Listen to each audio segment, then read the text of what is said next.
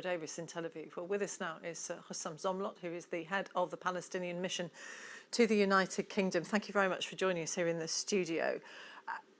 How is it that today has been more orderly than the chaotic scenes that we saw on Thursday when we saw the last exchange and release? The scenes is not what matters. What matters is that it does.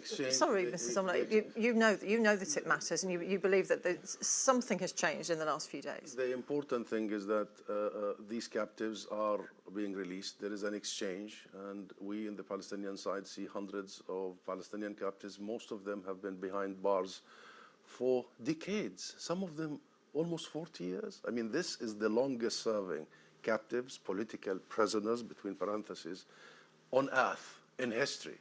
And therefore, of course, it's a sense of relief that such a process is taking place and people are seeing their freedom finally after all these years and decades. But the real scenes that shocked me and the world is the state of affairs, is the state of health of the Palestinian captives.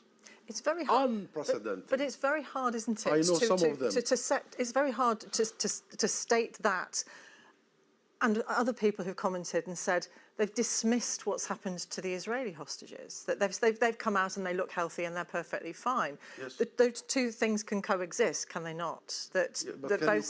Can you compare between the state of health of the Israeli captives? And please, Martin, we need to agree on the terminology here. You call the Israeli side hostages and you call our side, the Palestinians, prisoners.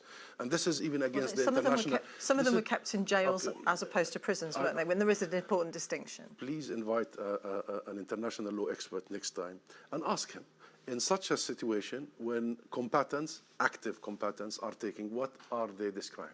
They will tell you they will be described as captives or at best prisoners of war.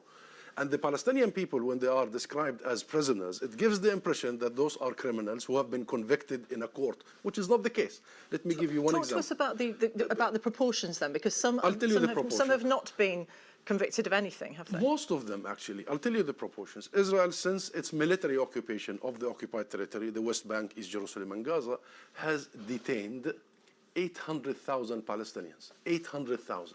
That is more than 20% of the entire population and almost half of the male population. The policy is primarily to crush the Palestinian spirit. It has nothing to do with security.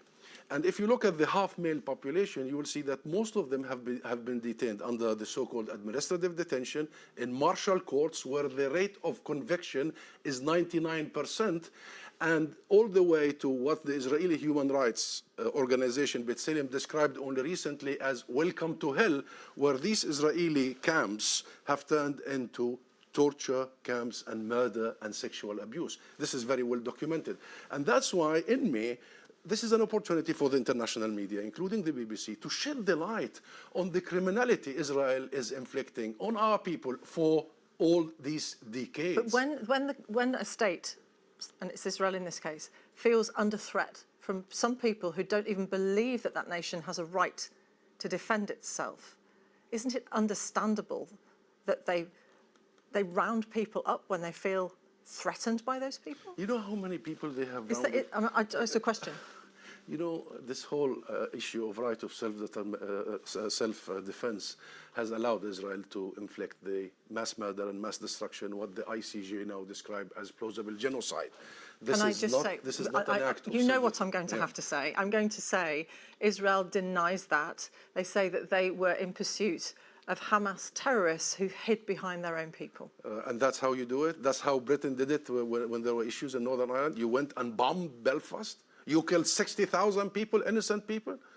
What is this logic? Israel has been behaving in a thuggish manner above international legality, and the international media has been giving it all the cover to actually quit the responsibility. I mean, look at the terminology. Look how we describe things. Of course, there are issues, but you go and arrest children. You know, as we speak now, after the release and the exchange, we have more than 400 Palestinian children in Israeli prisons. And what can Palestinian authorities do to get them out? Of course, we have tried for years to get them out via diplomacy, via peace talks, but Israel has always refused. And what is the message now?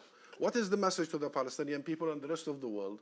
That only through what you have seen now, Israel will release these innocent people. In the end, these people are political prisoners. They are seen by their people as part of their struggle towards freedom. Can I ask you then how confident you feel that the ceasefire will hold, which is about the situation in Gaza, but as you say, it's a different situation in the West Bank, and we're only in phase 1. Phase 2 is supposed to start the negotiations 4 weeks' time. How fragile is it?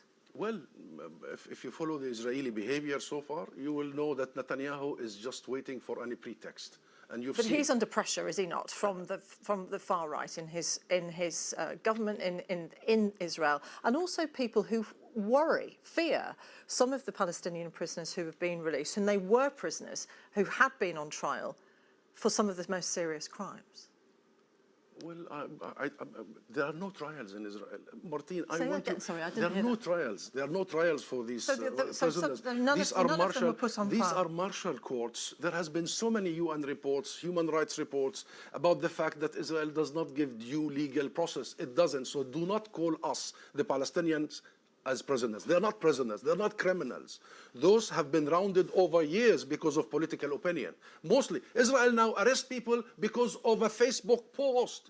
So prisoners gives the wrong impression that those are outlaws. Those are not outlaws. Talk to me about what you think the future holds then, because the ceasefire is for a 6-week period in phase 1, and then we move on to the longer term. How likely is it that you think there will be a permanent ceasefire in place so that Gaza can rebuild? We need to make sure that it will become permanent.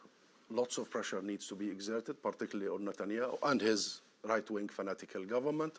We need the region and the rest of the world to move swiftly to this unprecedented humanitarian catastrophe, attend to it, attend to our people, start the rebuilding, because Israel has left Gaza as a wasteland. It's a wasteland. And how do you see Donald Trump fitting into this? Well, he said he wants to bring peace to the Middle East, and peace does not mean that you remove people from their native land. Peace means that you actually allow people to return to their homes, to attain their right to self-determination and their right to return. Peace means justice in this situation. And, we have said, if President Trump wants to make peace, he will find partners in us. And reconstruction? Reconstruction, the Palestinian government, that belongs to the state of Palestine, that represents the unity of the Palestinian people, the unity of Palestinian geography, West Bank and Gaza and Jerusalem, is engaged in unprecedented reconstruction plans, ready to go. There will be meetings in Cairo for that. There are makeshift homes now ready at the Egyptian borders. We are ready to go in immediately and help our people breathe again and remain on their land. So is that Fatah and Hamas working together for that?